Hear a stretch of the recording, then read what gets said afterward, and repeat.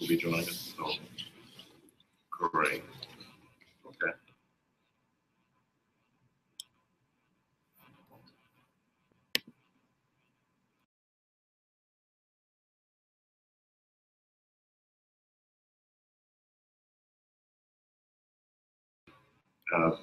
Which is sufficient to constitute a quorum with those on the line. Let's go ahead and get started. We'll call the meeting to order. I think you might make this in first.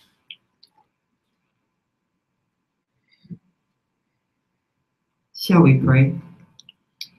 Our Heavenly Father, we ask that you show your blessings upon this meeting, participants in this meeting, give us the knowledge and wisdom that we need in order to make these plans that we're making for our children today. In the name of Jesus, we pray. Amen. Thank you very much. We'll have a roll call at this time.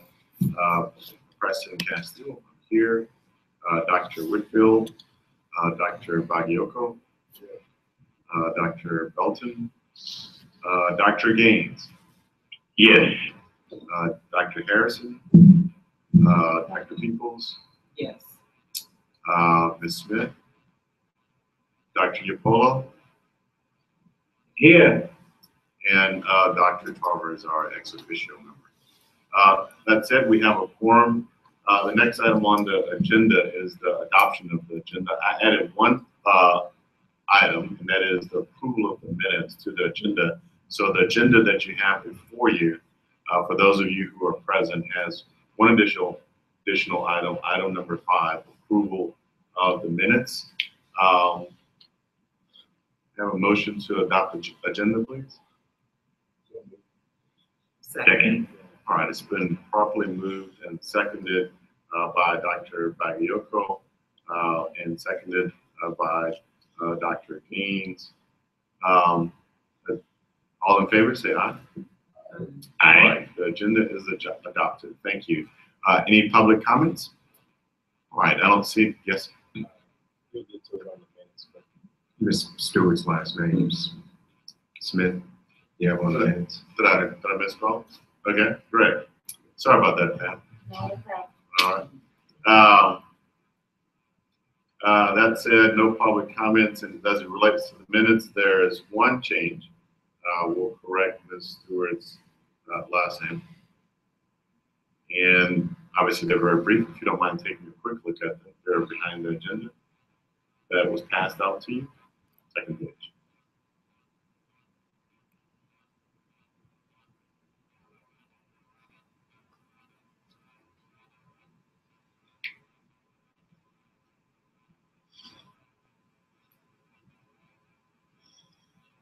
Mr. Castillo, Yes, sir.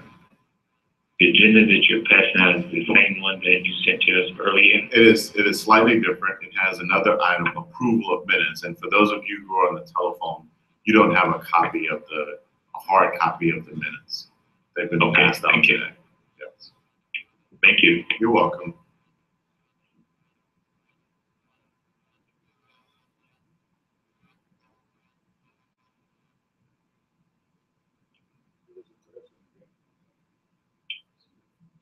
Okay. All right. That's correct. Under others present, it says Pamela Smith. It should be Pamela Stewart.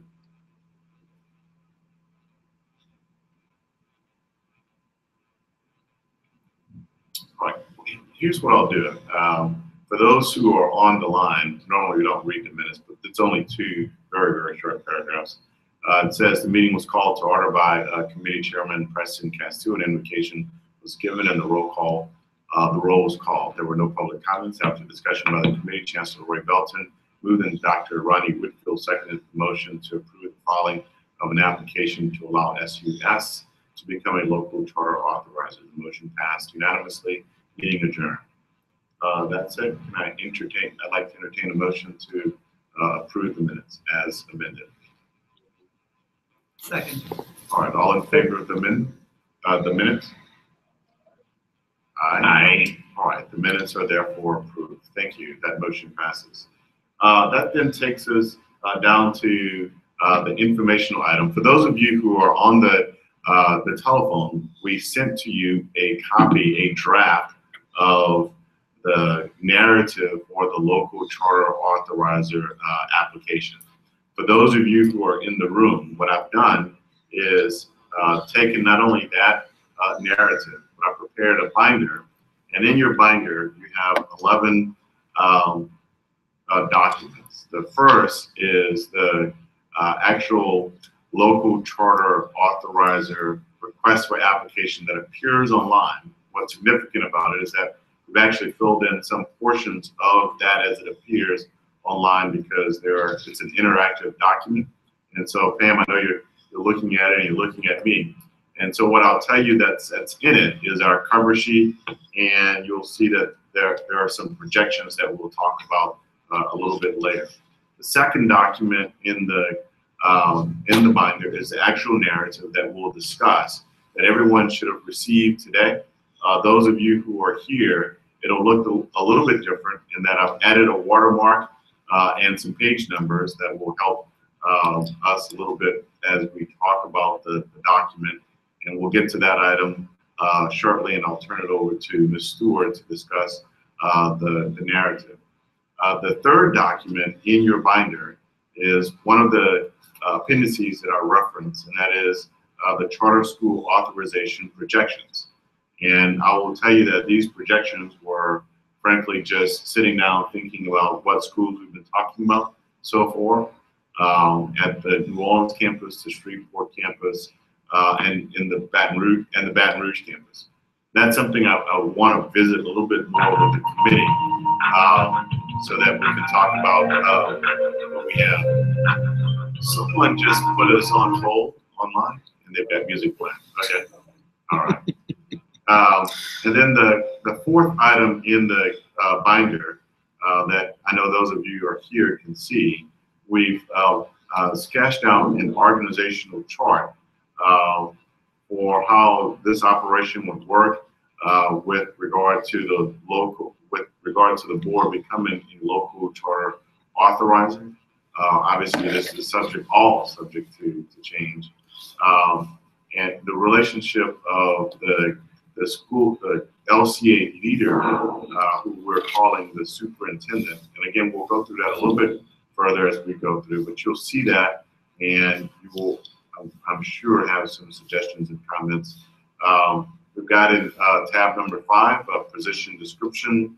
And then the remaining materials are reference materials that I think may be helpful as we learn about the whole charter authorization process. As you know, no one in the state of Louisiana is a local charter authorizer. When we apply on August 31st, the Southern University System would likely be the first entity to apply to take advantage of this new law to become a local charter authorizer.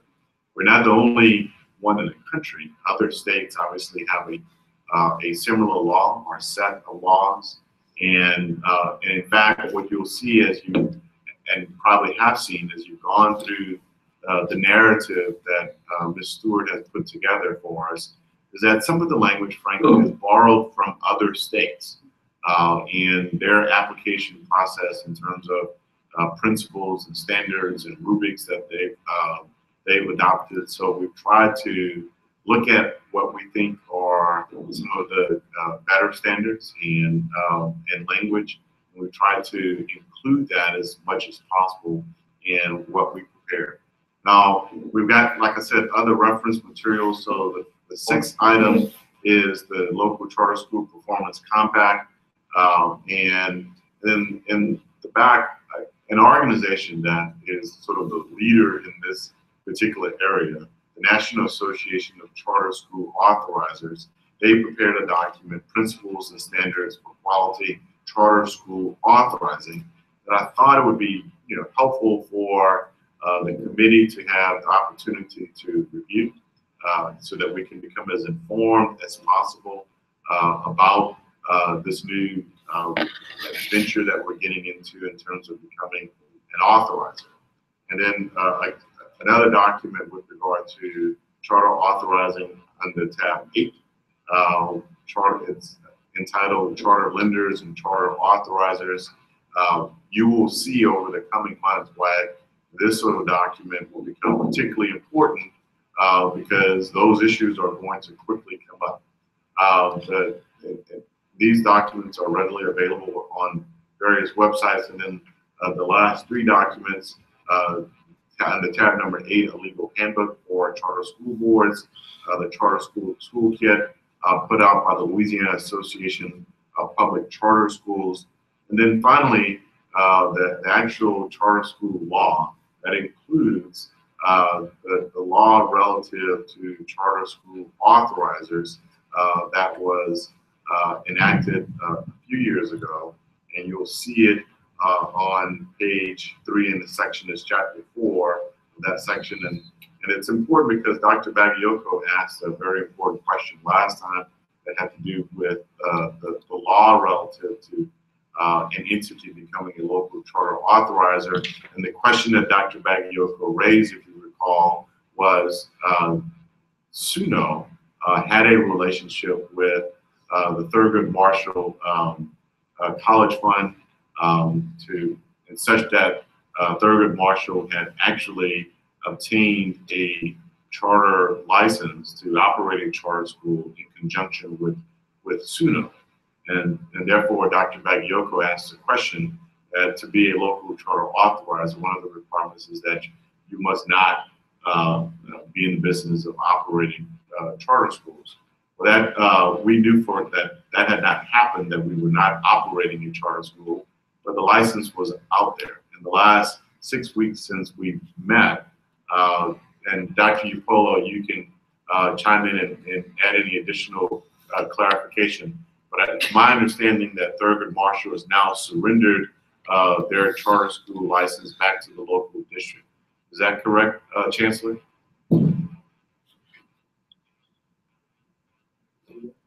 Chancellor Upolo?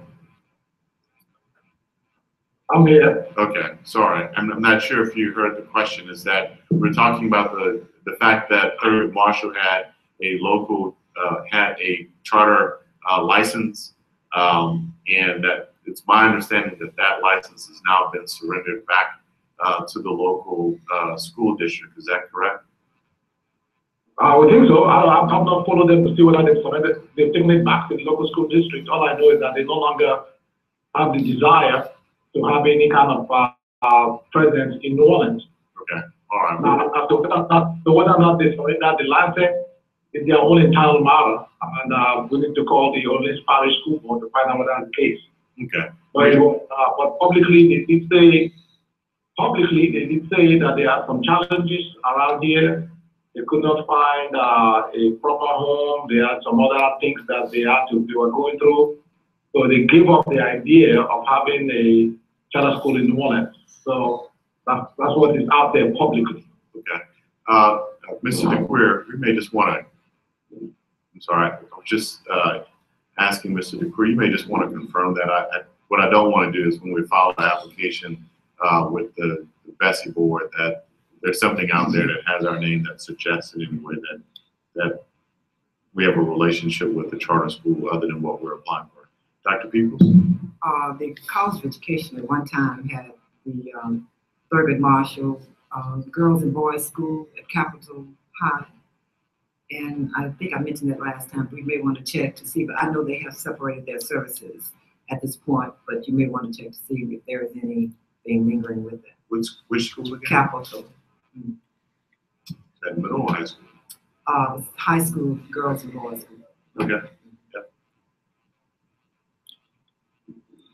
And same thing, Mr. DeQueer, just to confirm when we file our application, when we make that representation, we want to be correct.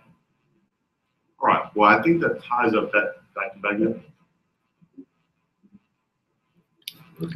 Yep. It is working. Okay. Yeah. If I understood the case of the Capitol High, I think the official charter operator at one time at least was the Andrew Blackman. Prior to that, it was Thurgood Marshall. Okay. Yeah, but later once we took it and gave it to somebody else, I think that issue may be moved. Now, the thing we do need to have still definitive clarification upon is Sophie B. Wright, because this school, Bessie had approved that with Southern actually as being the entity. But I do know, I have been told, and that has been confirmed by two independent sources, that Sophie B. Wright, for several years now, did not have any relationship whatsoever with SUNO, but maybe the chancellor is in better position to elaborate, or somebody to guess. Can you repeat that again, please? I can hardly hear you. Yeah, I'm sorry. Sophie B. Wright Elementary School, where I actually went twice for a workshop, was initially authorized by Bessie to be basically run by SUNO. At the time, Dr. Rose Duhan was the Dean of the College of Education. And the person who actually did the authorization is someone who formerly worked for me, Ms. Janet Reed. She was an assistant or whatever now. And my understanding is that for many years now, Sophie B. Wright has severe old tie with SUNO, which means therefore technically SUNO is no longer involved in any shape or form in the operation of that school. But we need to have the confirmation or whatever, if possible. Yeah, that is true. Actually, this was something that Dr. Don Sales brought to the Board of Supervisors, I think 2004, 2005, just before Katrina. And Johnny Anderson was the chair at that time. And they were able to get SUNO to partner with Sophie B. Wright Elementary School to help them to get started, help them with their faculty, and also with their finances in terms of conducting having to pay their payroll. Their payroll system came through us at that time. So after Katrina, obviously, that is the place that the building that they were operating in was the first place that we started our campus when we came back from Katrina. And the only relationship we had with them at that time was just assisting them to run their payroll. And that was it. We didn't have any kind of supervisory relationship with the school. And they just basically collaborate with our College of Education in terms of allowing our faculty to come and for students to work as interns there. So they were an independent body, except that they are outsourcing their payroll system to SUNO. After about 2 or 3 years, they decided to go on their own, to be able to run their own payroll. And Dr. Sales was the chair of their board, and at which time she also then retired. So when she retired, then they decided to go fully on their own. So there's no more direct relationship with Sophie B. Wright and SUNO, except that we work with them just like we work with any other public school in New Orleans. That's it. That's what we have right now. Great. And I think once Mr. DeQueer confirms those two loose ends, I think we're going to be in good shape. I read the article in the newspaper about what Thurgood Marshall did, and actually I talked to Chancellor Cole about it several weeks ago. So I think we're in good shape there. The thing is that this idea, I'm glad we're talking about this, because I'm so pleased that if I had, a year ago, if we had moved ahead with Marshall, I would have been in a more difficult situation now to have another school on our campus. That was not what we were thinking of doing then. Dr. Mason and Johnny Taylor had approached me about having a relationship with Marshall at that time, before even this issue of local authorized that came about. And I said, sure, let's review it and let's look at where we go. So they went ahead and got the approval from Bessie board. But then where the rubber meets the road in terms of the kinks that I refused to budge on was that Ron Mason and Johnny Taylor were trying to get me to locate the building, the school, on a very critical location on our Lake campus.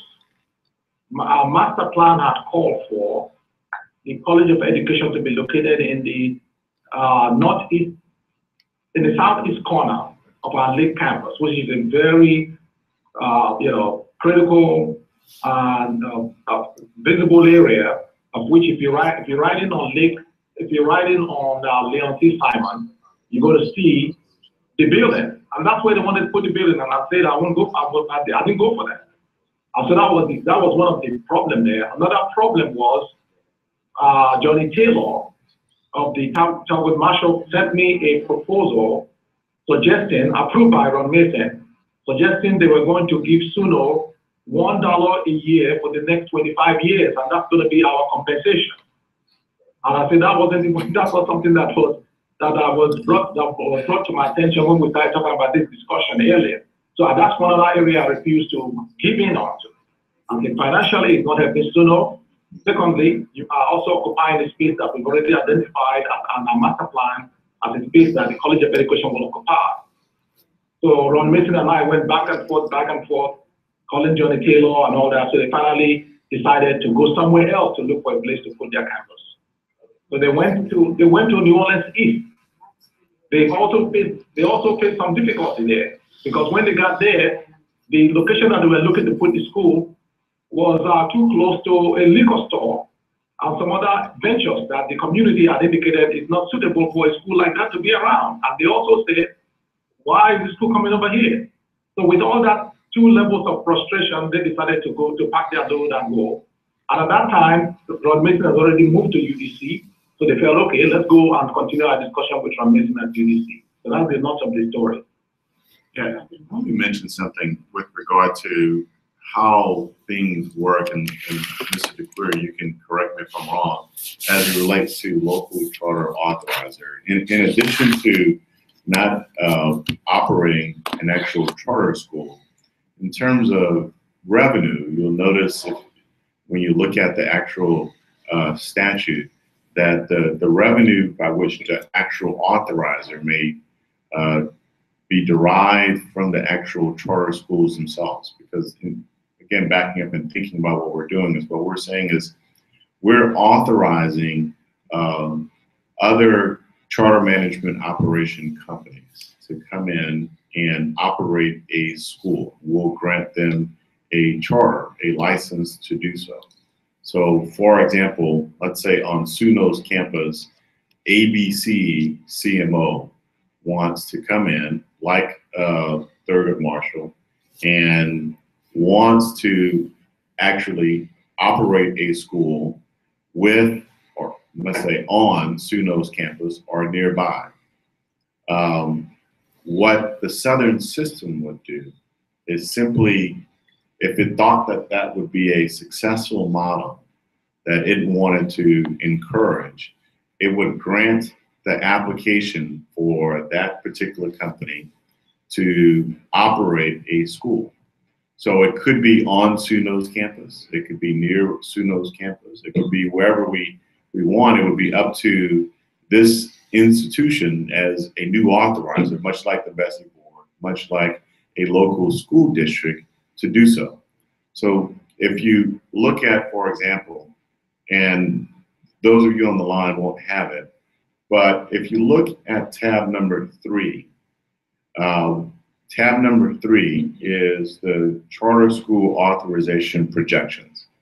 And that might just give you an idea of what I'm talking about, just so that we're real clear about the role of the local charter authorizer. So as a local charter authorizer, if you look at the first one, it just says, what potential, it says potential district, but a school. Let's say we wanted to start an elementary school, K through 5, on SUNO's campus, just a K through 5 school. And that ABC Charter Management Organization came in and said, look, Southern University system, we would like to create a high-performing school on SUNO's campus, where we could take advantage of the faculty, the resources on that campus.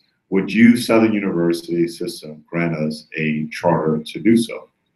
And we then decide that, yes, we would like to grant you a charter. We think that that's a good model. We've vetted the company. We think you've demonstrated that you will be successful, and we grant that charter, and they then decide that they want to reside on our campus.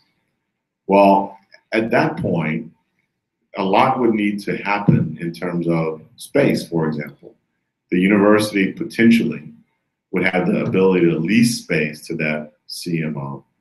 But the limit in terms of revenue is you get 2%. So if that school ultimately gets up to 500 students, for example, at 500 students, and for simple math purpose,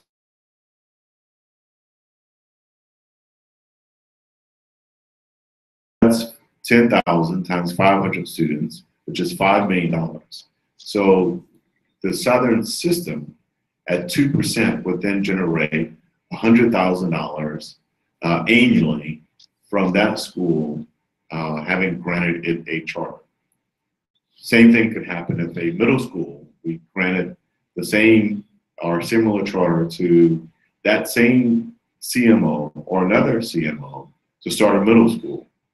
And likewise, they ultimately got to 500 students, would generate another $100,000 in revenue as a fee by having granted that application. Same thing with the high schools. So you get to 1,500 students, potentially what you would get is $300,000. Now, one would say, well, that's not a whole lot of money, given that our laboratory school now has about 500 students. And so this is not necessarily, on one hand, a revenue generating venture. And I say on one hand, because the primary objective under the law, as I understand it, is that as an authorizer, much like the Bessie Board would do, much like a local school district, the objective is to foster the creation of very good schools to educate the children in this state. Namely, for us, in the New Orleans area, the Shreveport area, and the Baton Rouge area, because those are the three primary areas that we would operate in. And so we would be promoting the creation of schools that we would have a relationship, but we're not the CMO. And I just want to clarify, we're not the charter management organization. So we're not running the day-to-day operation of the school. We are identifying very good operators that would come in, like charter schools operate around the state and around the country, that would come in and operate schools. So in what potentially would happen, and you'll see again in terms of that tab, in terms of charter school authorization projections, I just identified 1, 2, 3 schools in New Orleans. The same thing could happen, and we would hope would happen, with Shreveport. Now, why are we doing this? Well, we started off, and this committee is called the Lab School Expansion Committee. If you recall, as you know, our current lab school, the motto is that we don't get 100% of the MFP funding. We get $5,030. We don't get $10,000. And that has challenged our laboratory school financially, because the students that we serve simply as a whole cannot afford to always pay the tuition, and that's why our tuition in part is substantially less than that of UNI. The idea of a charter school allows us to, frankly, assist more disadvantaged, at-risk students. That, frankly, is our core mission. But financially, if we charge them tuition, we really can't serve that core mission.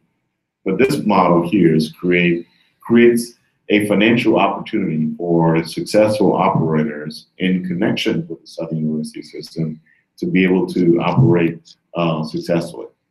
So if you look at just those projections, you'd have 3 schools, if you will, in elementary, middle, high school, or it could simply be 1 school like our laboratory school is. One of the reasons for breaking it out is that over the course of 5 years, Pam, correct me if I'm wrong, we must approve at least 5 schools to become CMOs as the local charter authorizer. And so we want to be conscious of that over the course of the next 5 years, that we are in the business of granting charters to schools, because that would be our purpose as a local charter authorizer. Now, that said,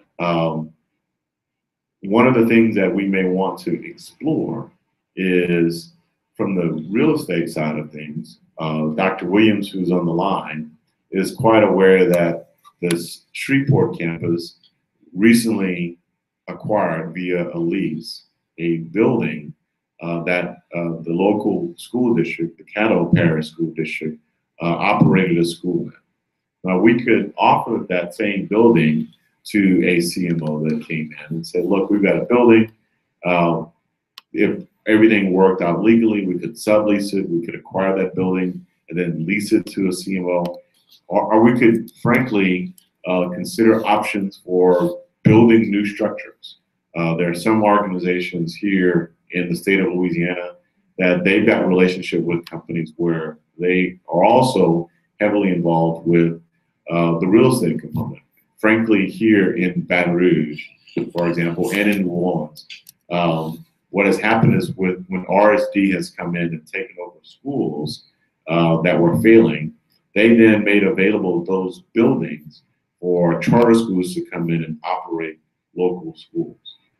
Space will become an issue that we will want to consider over time what role the Southern system might want to have with it.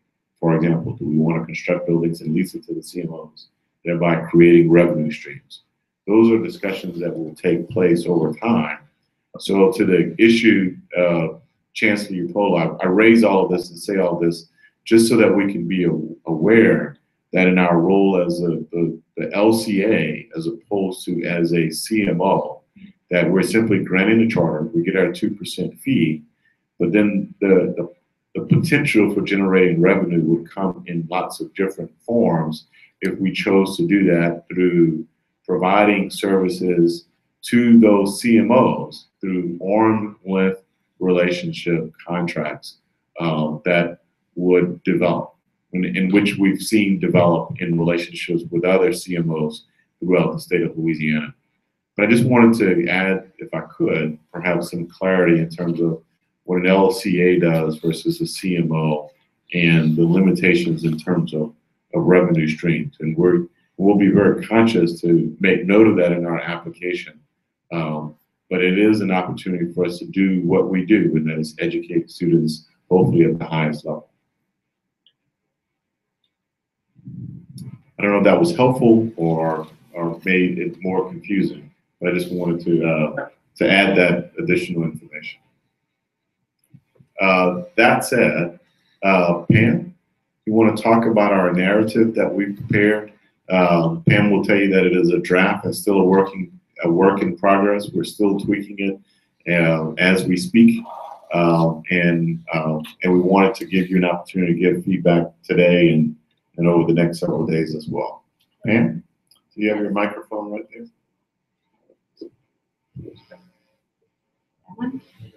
Is this one working? Yes. Okay. So what you have before you in this beautiful binder that I have to give all credit to Attorney Castile on is a draft.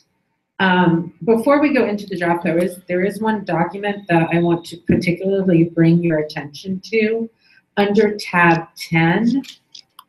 This is the Louisiana Association of Public Charter Schools toolkit.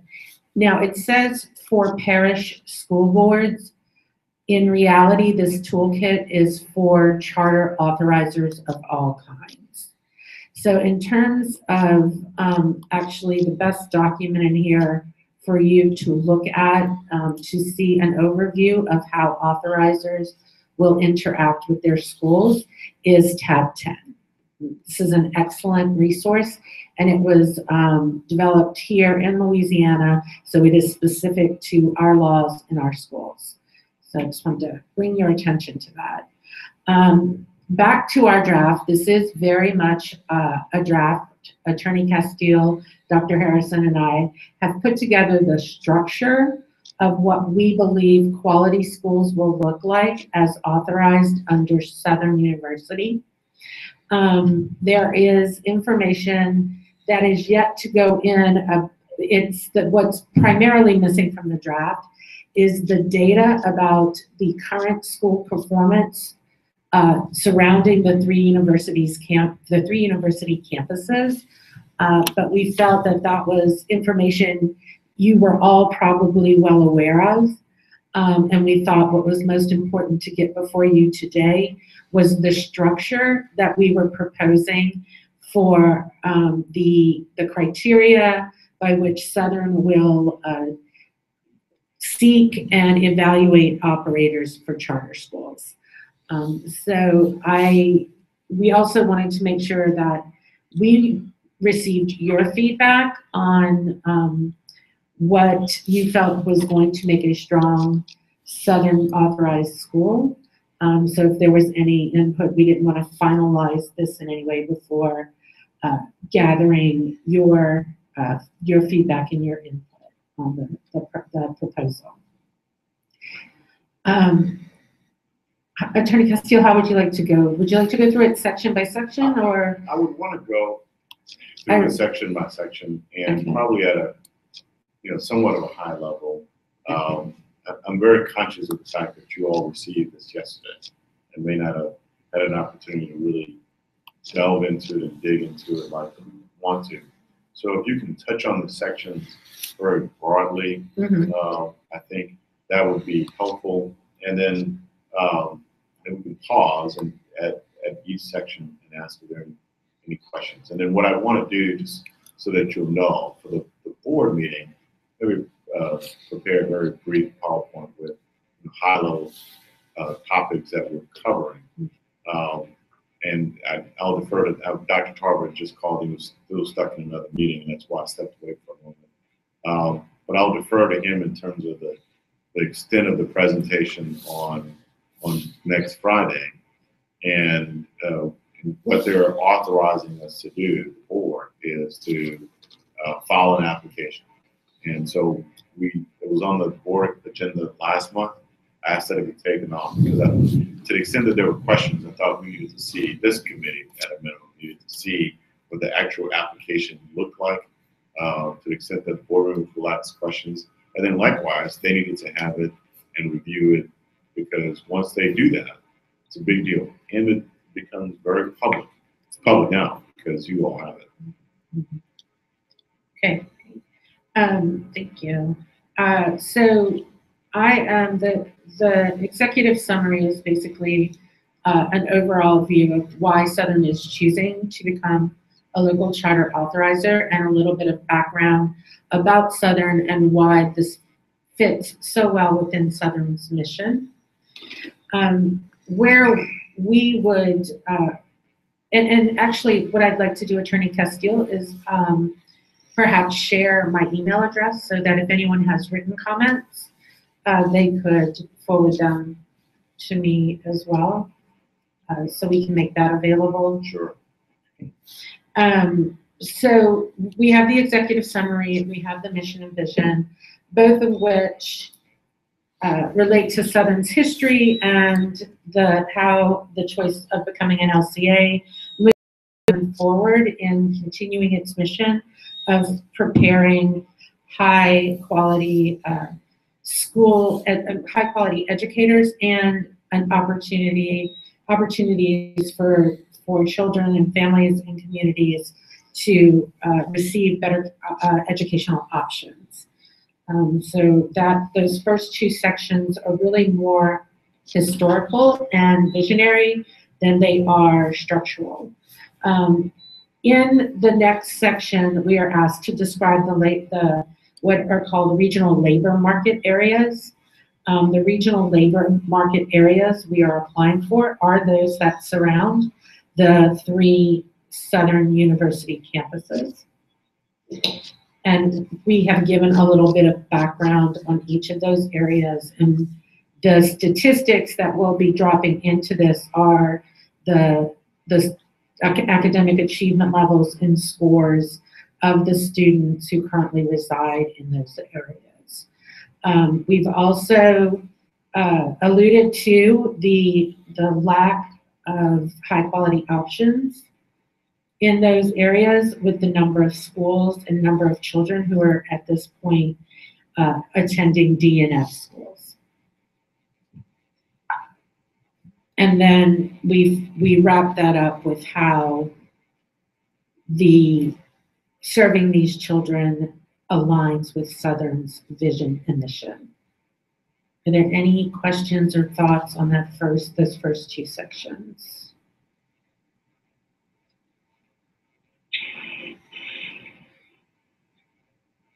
Moving on, this is where we get into the bulk of what it looks like for Southern to be a charter school authorizer, the criteria by which our applications will be evaluated.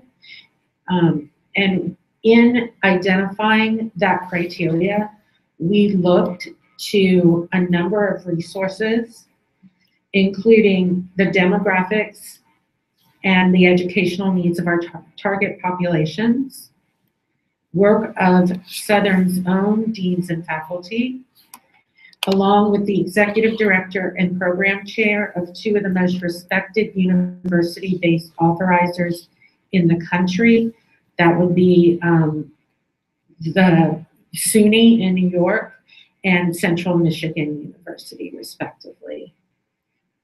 We felt it was important when we were gathering information that we go to authorizers who have experience at a post-secondary institution.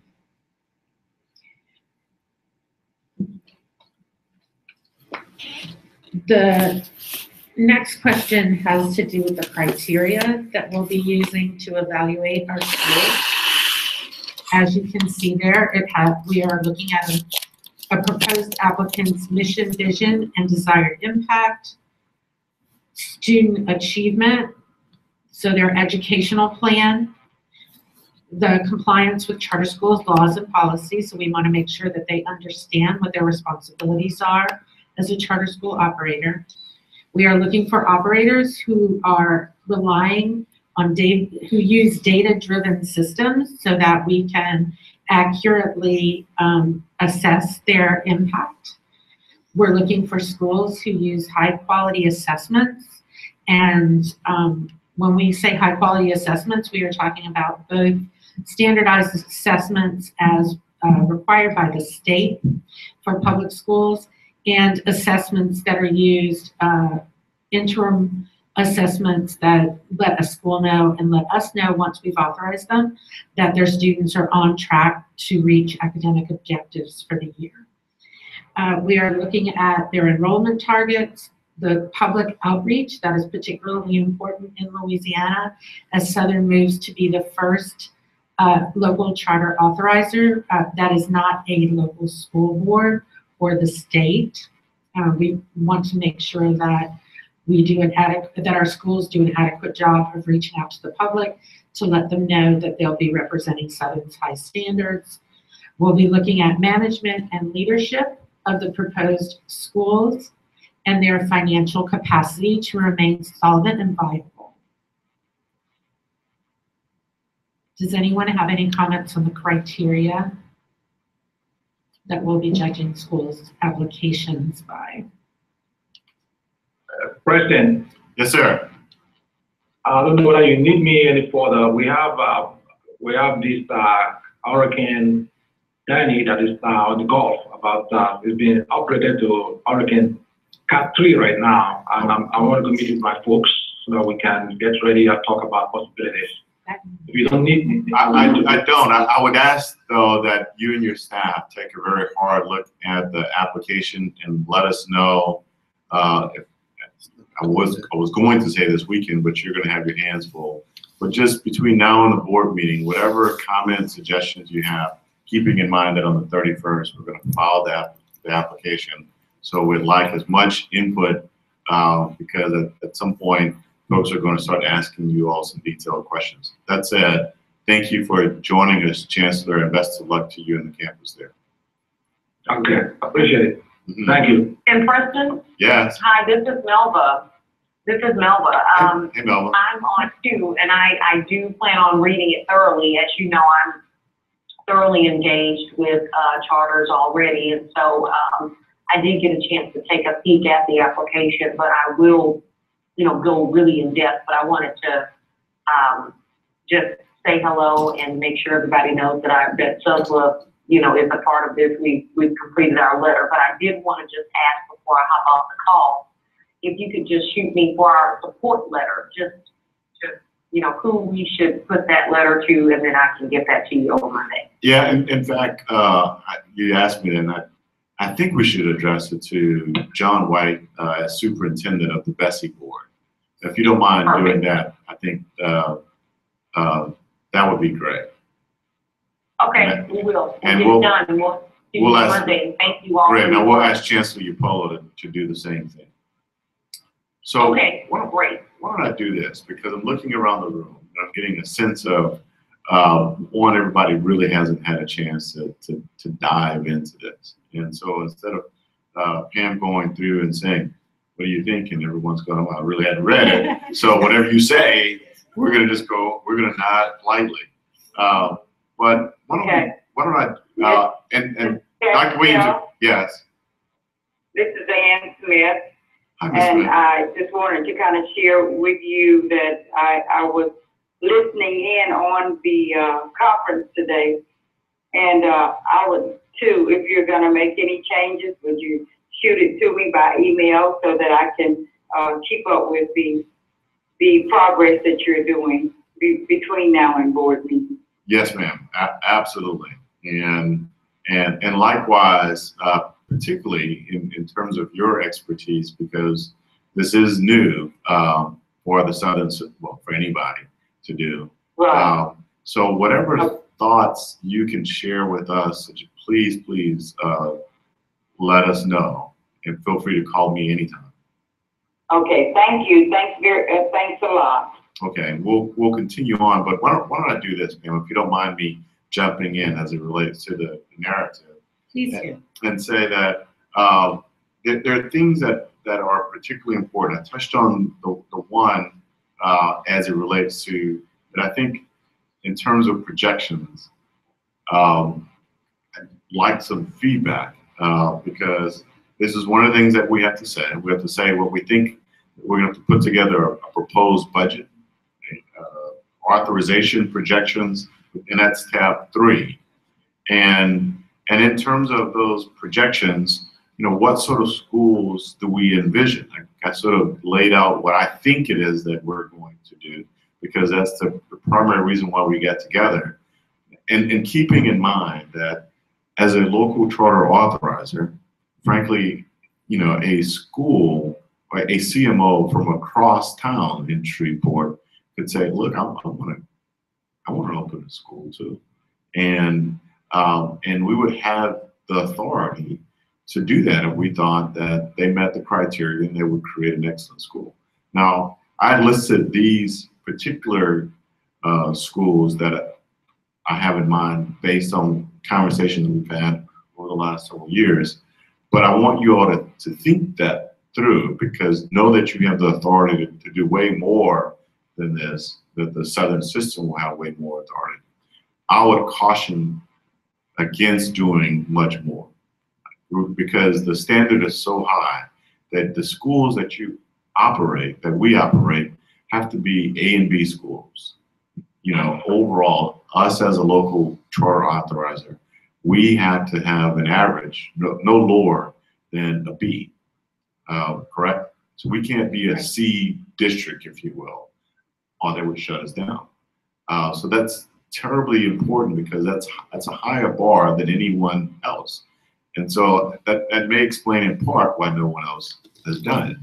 So what we do, it's better to move slowly and have really great results than to say, hey, the ability to go in. And I promise you, CMOs are going to come out of the woodwork saying, authorize me, authorize me. And we have to be very, very careful. That's why the criteria, the rubrics that have been put in place that you see in here when you go through it in depth will be incredibly important, because we can't mess it up.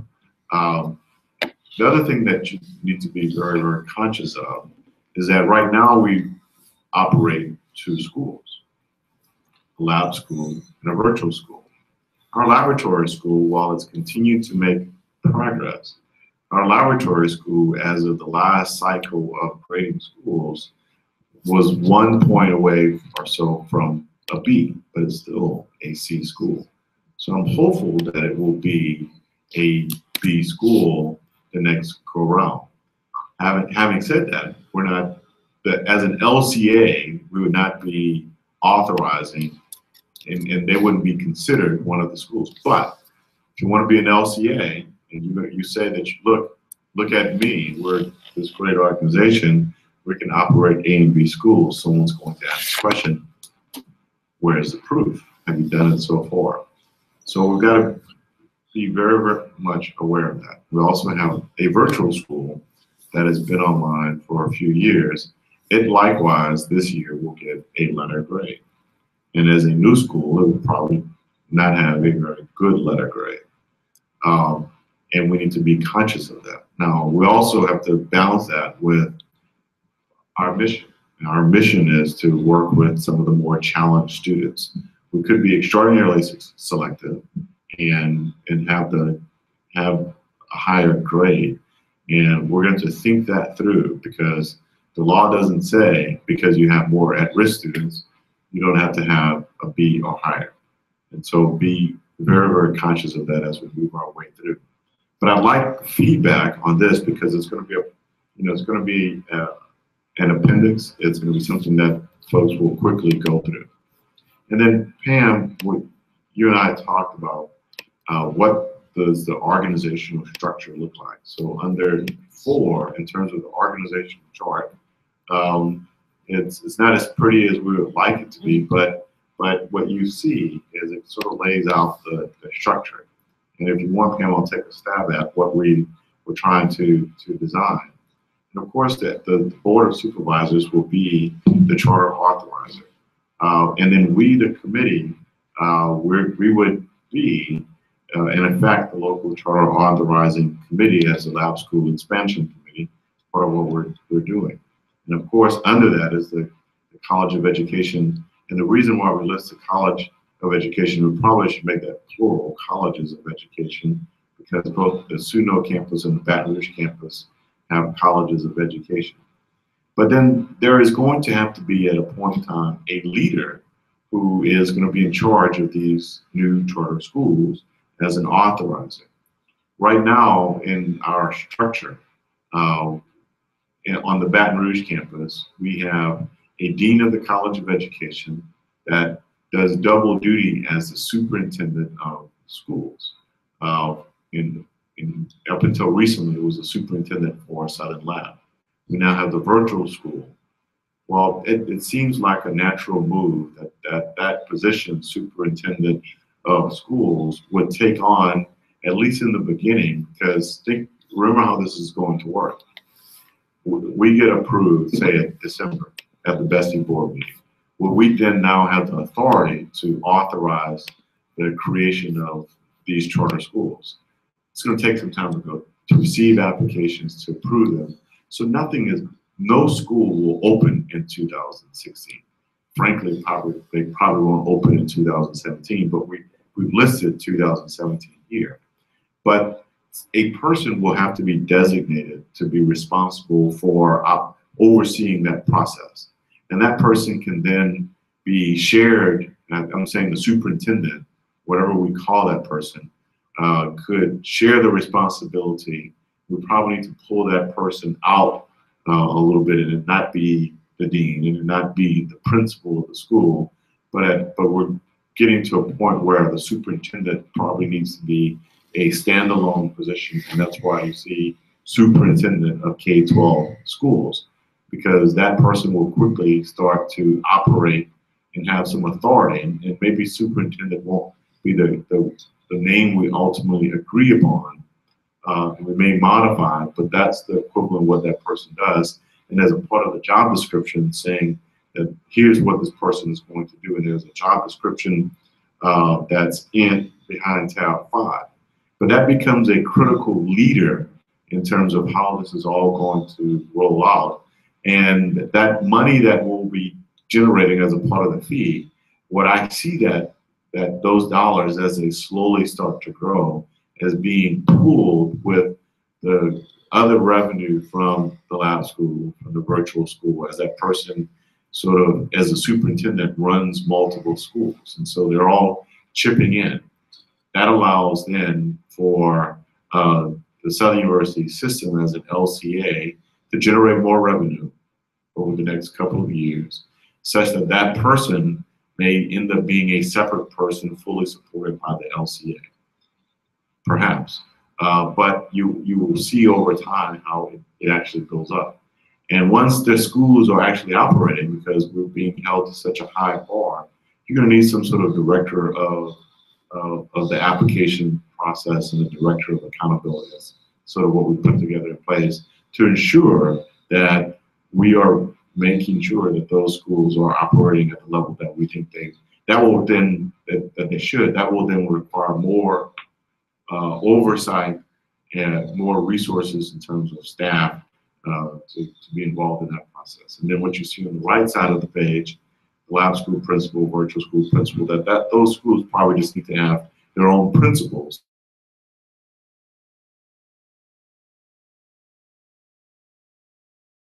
And that's sort of the way we visualize how this might work. This becomes important because remember, this is going to be in our application, and I would like to get some feedback. Dr. Baggio? Yeah, I'm not quite sure what is meant by operational administrator, because if it is what I have in mind as operational administrator, then that has to be the one that is over the charter school. The director of accountability and director of application that comes to approve and is more or less done. The accountability is there from year to year to evaluate or whatever. But if the accountability people are the ones running the school, I won't believe that accountability. I won't. Somebody else might. Yeah, because the director, remember, the LCA won't run the schools at all. Under it, where it says charter school operators at the very bottom. Yeah, I know. So that would be the actual operator. So, no, but your question, maybe I'm not explaining myself too well. The director of accountability, I am more or less assuming that one will have something to do with assessing in the most objective fashion whatever the accountability criteria, whatever it are met, are not met, and so forth and so on. Now, you don't want to have that person be the one over the operation because there is a conflict of interest. I don't know whether I'm the other one. The local charter authorizer, the LCA, does not operate the schools. I know that. Right. So what the and just to let you know, the director of applications not only oversees the application process, but also all the technical assistance leading up to it and training. And so that is almost virtually a year-round position in order to ensure you have the quality of applicants that you're looking for. So the director of accountability works with the schools to ensure that they are meeting all of the compliance and reporting requirements of operating their school. They report that back to the director of accountability. The director of accountability works with them because in many cases, operators are new, and you will be, as a new LCA, working out with them those measures that they will be required to report back, not only to the LCA, but then the LCA to report to the state. An operational administrator is your logistics person. It's the person who makes sure that the lights are on and the bills are paid for the LCA office. And then that person would coordinate any services or contracts that would happen with Southern and any revenues that come from a school that is using Southern services. So that's essentially your business manager for the office. Yeah, okay. The business manager was different from the people running the school. Exactly. Exactly. Yeah. There is no crossover at all. And in fact, we must keep all operations of the LCA separate from the operational aspects of the charter schools themselves. Okay. Now, next question. This double armor coming from the supervisor, the College of Education, and to local charter authorizing committee, and then descending to the superintendent. If I am the one evaluating this, I will say, okay, could you tell me which one is offering? I need one offering, not two. Which one is it? Well, I'd probably look at it the other way. So if you look at the superintendent of K-12 schools, I'll follow you correctly, the superintendent of schools is answering to two groups. In that person's capacity, because that person has oversight of the existing schools as well as oversight over the LCA process as new schools are being authorized and new charters are granted. We've got a person that's doing both of those things, at least initially. At some point, you may separate that out and then break these two pieces off. But over the next couple of years, we don't see that being necessary because unlike in the LCA that's just a nonprofit, we have all these people in place now. So let's just use Dr. Harrison, for example, as an example. We made Dr. Harrison, instead of the director of the lab school in the virtual school, let's say we moved him up into the superintendent position. So he now becomes the superintendent of K-12 schools. So he still has supervisory authority over the lab school and the virtual school. But now he's starting to take on the responsibility of receiving applications from charter schools and determining whether or not we have any viable candidates, authorizing the creation of a charter school, granting applications, and then once they get up and running, to make sure that they're accountable based on the standards that we set. So that superintendent of schools, from an operational standpoint, has oversight over the LCA process. That's the go-to person for that. That person is also the go-to person as he is now. I guess right now the dean is the superintendent, but right now the superintendent has oversight over the lab school and the virtual school. Now, who does the superintendent answer to?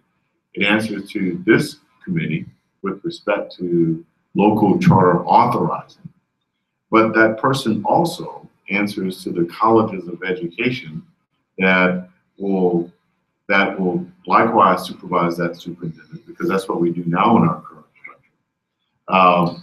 And the colleges of education ultimately will report back to, and I say the board of supervisors, but maybe in there should be some dotted line or something, because the colleges of education actually report up through the chancellors and then president board. But for simplicity purposes, we took out the details of that, just so that it can be more easily followed.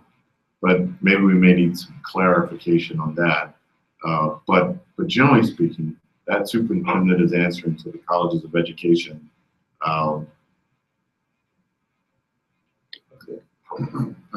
think I'm beginning to understand it even though slowly. But I still, let me try to imagine myself, Mr. Chairman, Yes, sir. the operation of your typical EBR system, for lack of another example. And the accountability offices, their director application is there, operational administrator, the school system operating branch will report to the school superintendent. But the last time I checked, the superintendent is the one who is directly over the school. Or is it not? The school directly as opposed to the principal. When I say no, to whom the principal report. Correct. That's right. Which is what we have here. We do. So if you look on there are these barriers here, intermediate down there. That's what is troubling me. Oh yeah, and so I see your point, and that is we're calling this person a superintendent. But if you have a better name for it, we'll take it. But the reason why we're calling it superintendent is because that person already has responsibility over these schools on the right, right? Maybe no. No, I was going to finish. And I was, so this person truly is a superintendent, the way you just described it using the EBR example. But that person then starts to take on the additional responsibility of being the educational leader for the LCA. And that person might be a CEO for the local charter authorizer. Let's use other authorizers as an example. What are other authorizers in the state of Louisiana? Local school boards. Well, who's the CEO of a local school board? The superintendent. Well, what's another example of an authorizer? Bessie. Bessie is an authorizer. Who's the CEO for Bessie? The superintendent. Hence, we chose the name superintendent, which is the CEO, if you will, of the authorizer, the school board. Or I understood that very well. I totally agree with the name superintendent. Okay. My only preoccupation is that the school principal are now reporting to the superintendent, at least for this charter school on the left here. And now with these two triangles there, I can't be convinced that that is the case, because I'll be simply misleading. I mean, for the lab school, as you can see very clearly, the arrow is going from the lab school principal to the superintendent. So I would have expected all other school charter or what that are approved, that the arrow goes from those to the superintendent. Then these other three people there, director of application, director of caterpillar, director of whatever, are attached to the superintendent. Sure. But the lab school, the school are not reporting to them. So let me help you. I think I follow you now. So John White, for example, has a staff. Yeah. And in his staff, or us, for example, as it relates to charter authorization or charter schools, someone in his office has responsibility, other than John White, handling the day-to-day operations of granting LCAs or charter schools through the Bessie board. So, and that's a person. Let's use David Shepard because he's managing that process. So David has an office. So the schools that are applying to be CMOs and applying to be charter schools and get charters from the Bessie board, they would then first go to David, for example, and say, hey, David, we want you to grant us a charter. And David works with them, and he's part of John White's staff as superintendent. And then once they get past John White, David then says, just using him as an example for lack of another, hey, John, boss, superintendent, I've vetted this particular school because I'm the director of charter schools. And I recommend that you as superintendent and therefore the board grant a charter to this particular school. That said, and I think that model matches up because this is just the staff of the superintendent. What we could do is just take them out. And the reason because that's how we really had designed it before. It was just superintendent over schools. But then we said that guy is going to get very busy once these schools get up and running. So in the beginning, we're going to need to add a director because as that person gets up and running, the applications come. But then that person is going to need to hold these schools accountable. Now that person could do that. Or that person could say, I probably need some help. I need to hire someone to help me watch over these schools on a day-to-day basis. So let's add, which is actually the thought process when Pam and I were meeting over this, is let's add a director of accountability that will come in and help the superintendent do that. And therefore, as a part of his staff, we've now taken the responsibility of taking in applications and holding the schools responsible, which initially start out to simply be the responsibility of the superintendent. So I guess if we had phases of this bar chart, we'd have day one, the charter school operators will report that there will be a direct line to the superintendent. And so maybe we should do another org chart that shows that. That's what we would have day one. But month 13, we add director of applications. Month 26, we add director of accountability. This is what we think it will ultimately look like. Okay, I give up because okay, I think I understood you. I hear your rationale. So let me close my mind by saying the following: Your explanation is beautiful. As far as I'm concerned, however, these operator, director of accountability, director of application, they are all in the superintendent's office. Let there be arrow coming to them to the superintendent. But the school, charter school principal, if they are not reporting to the superintendent, let's be ready to have, because if there are methods of organizational responsibility assessment, if they ever pass this in such a chart, this chart will flunk. Because this chart is not saying these people are reporting directly. Yeah, I understand everything you said, that's clear. But remember now, the Bessie or whatever the name is or not, it's better to work with the school system. The school system has all those operations within it, but we do not say that Capital High report to this one or report to the accountability. They are all part of this unique system, which is the school system. So these three things belong to the school system, and this report directly to the thing. But I understand your point. Let's hope that will work. I'm done. It's a good point. I'm thinking, how can we tweak it? So, right. I think we may need to, tweak the chart, but let me just recap the changes to make sure I understand. Right now, we have the superintendent and the dean of colleges serving in the same position. So the change is now, instead of the dean becoming dean and superintendent, you have a superintendent of schools, which will service all three of the schools we're talking about. Correct. Right. And that person will report to, or probably, report to the colleges of education. Correct. In that area.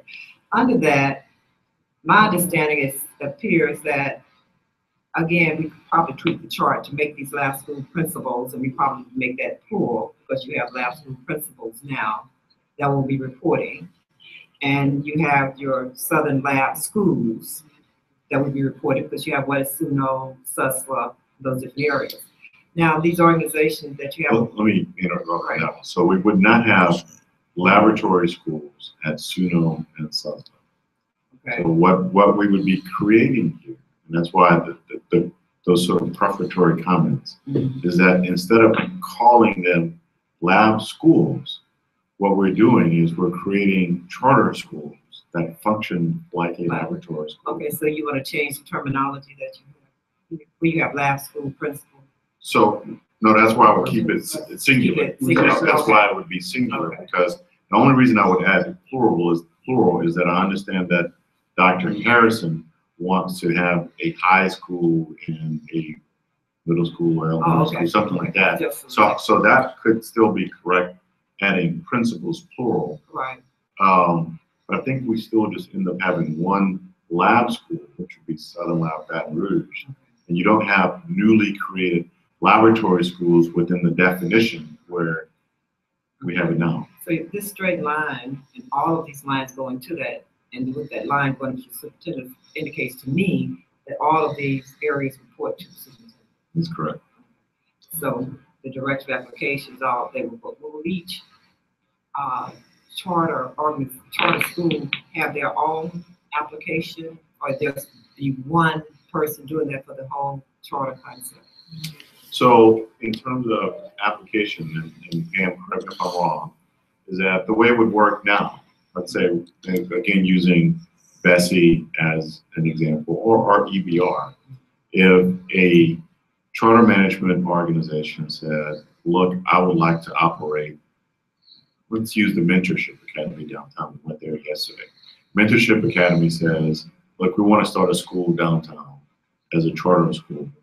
And we go to the local school district and apply to become a charter. And that school board has to decide whether or not to grant that application to become a charter. In the case of the Mentorship Academy, it did. So it became a charter school reporting to EBR. So, but it then is in charge of vetting all similar applications for charter schools. So this one area we do it for all of them? For all new charters, correct. And that's why I'm struggling with Dr. Bagioko's comments, because I understand what he's saying on one hand, but on the other hand, I think the way maybe to clarify it is have more than one, because ultimately this is still going to be true, because I can't get away from the practical side of this is technically how it will work in probably year 2, and that is if ABC CMO company comes and says, look, I want to apply to the Southern University system to become a charter school authorized by the Southern University system, I need to physically or electronically go to someone and get an application, fill out that application, and turn it in. And practically speaking, it will probably be the director of applications and not to that superintendent, because it'll be vetted and then passed on. But so here's what I'm thinking to do, Dr. Bakayoko, because your point is a good point, is maybe having, I don't want to make it more confusing, but is sort of separate this out. The most simplest chart would be as it relates to the LCA components, that you took all the lab school stuff we have, just remove that. And that right four blocks on the bottom right. And then year 1, next year, January 2016, that superintendent, that person will have a direct line. So you take everything off of you, and you'd have superintendent, and directly underneath you have charter school operators. That's what you would have in its simplest form. Don't do that. Yep. You say yes to that. Yeah, absolutely. Because remember, as far as I understand, I think the confusion is coming from the fact that we are looking at the superintendent as one individual, while I'm looking at the superintendent as the one running the system. And this, like EBR system, we have this accountability application department, whatever administrative operation department, which are all in the school system.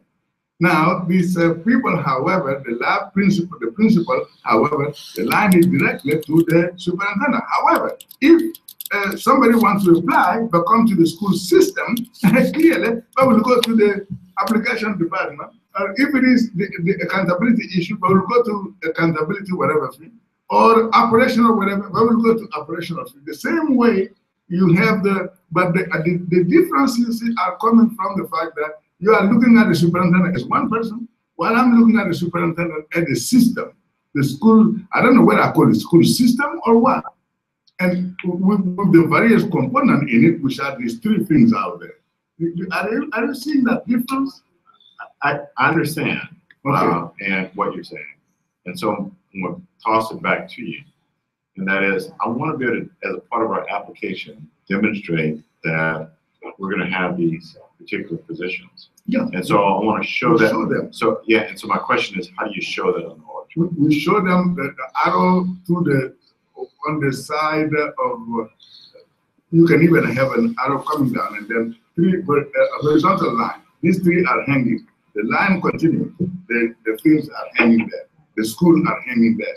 And then on the right-hand side, you can actually put lab school SUBR, so that everyone who reads it will understand that none of these new schools we are talking about are going to be called lab school, but they are charter, as the name says. But if you add SUBR to the one on the right, you follow what I'm saying? No. No, You don't. the last No, 2 sentences. the lab school we have, the only one we have now is the one at SUBR, isn't it? Okay, so what I'm saying, if SUBR is not added to that, and then a leader can say, oh, this lab school is going to be at SUNO. No, the charter will be there. The charter will be at SUSLab. The lab school is here at Southern Baton Rouge. That will clarify that, in fact, one aspect of that people question was that and somebody else might read it and said lab school in the other. No lab school in the other. Right. Now, here's what I want to be careful, and that is that as a part of the law, we can't say we're going to do it just for the Shreveport campus and the New Orleans campus. We can do it in the area. So maybe to modify that. I totally agree. Yeah. We say in the New Orleans and Shreveport area. Yeah. Totally agree. So we'll just put New Orleans and Shreveport. Instead of calling it SUNO in Cesla, we'll just put New Orleans and Yeah, Shreveport. correct. Because that's the actual labor market that we're operating in. We're actually, Well, I mean, technically, we'd be authorized. even others can be there too. We could be. It's BR also. Yeah. Okay. Mr. Chairman, Yes, sir. this is Kerman Gaines. I'm going to have to leave the line. I would appreciate that when you get the copies that you guys are looking at, how soon will it be available for those of us who are on the line and didn't have that document? We will send what we currently have now to everyone, hopefully today, so that everything that we have, we'll send a set of the documents electronically in PDF. Okay. So you'll have this draft of it. So you have a Okay. binder, if you will, but in electronic form. We'll send it to the entire committee. Okay. And we'll hold it so that you don't have to print it out. We'll hold a copy of the binder for you that we'll give you when you come to the board meeting on Friday.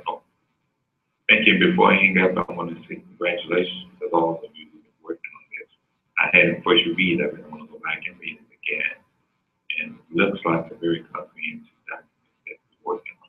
So keep up the good work. Great. Thank you, Dr. Gaines. Thank you. Wait a minute, before he leaves. Dr. Gaines? Did we take a vote yet to submit forward this to the board? We've already voted to Okay. apply, so we don't need a vote. That's why it's listed on the agenda, just as an information on it. Right, okay, thank you, Dr. Gaines.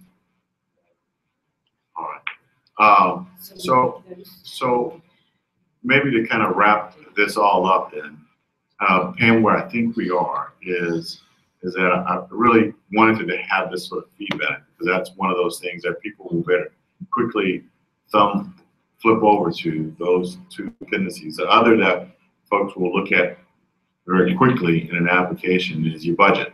So we probably need to spend a little bit more time shoring that up so that when whoever is reviewing this will understand or that we have a good product.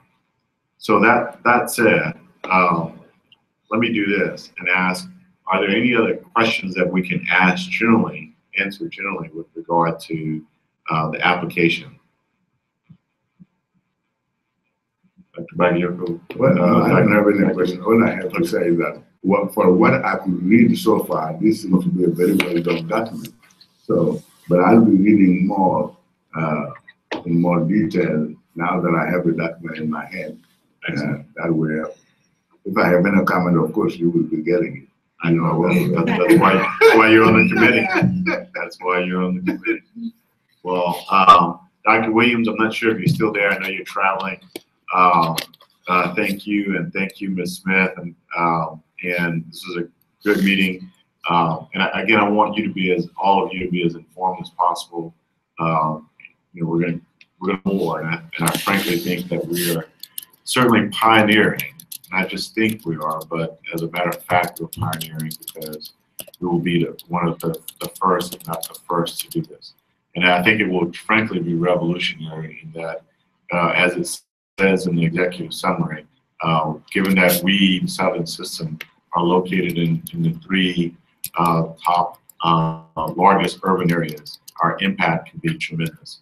So this is powerful, and the harder we work, the better we will provide great services to the students of the state of Louisiana. That said, any other questions? That said, we stand adjourned.